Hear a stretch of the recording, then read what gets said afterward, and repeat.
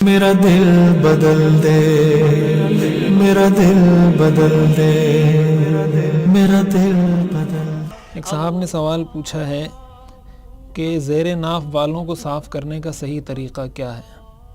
تو اس بارے میں عرض یہ ہے کہ ناف کے نیچے سے، زیر ناف کا مطلب یہ نہیں ہوتا کہ ناف سے متصل جو حصہ ہے ان سب پہ بلیڈ پھیر دیا جائے، ان سب کو صاف کر دیا جائے، بلکہ ناف کے نیچے جہاں سے بال اگنا شروع ہوئے ہیں اس جگہ کو صاف کر دیا جائے۔ اس کے علاوہ انسان کی شرمگاہ اور اس کے آس پاس کے جو بال ہیں اس کو صاف کیا جائے۔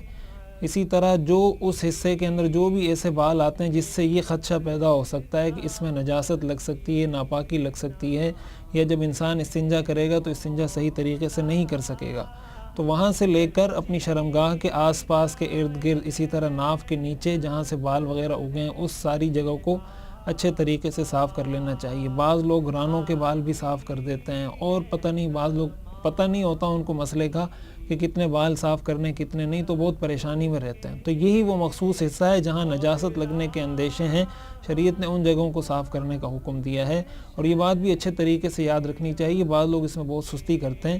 40 دن سے زیادہ اس کو چھوڑنا یہ مکروہ تحریمی ہے، ناجائز ہے، اور بہت ہی شریعت کی نظر میں ناپسندیدہ ہے، چاہے وہ بغل کے بال ہوں، زیر ناف بال ہوں، ناخن ہوں، مردوں کے لیے، عورتوں کے لیے، سب کے لیے اس کا شریعت نے بہت تاکید کے ساتھ حکم دیا ہے۔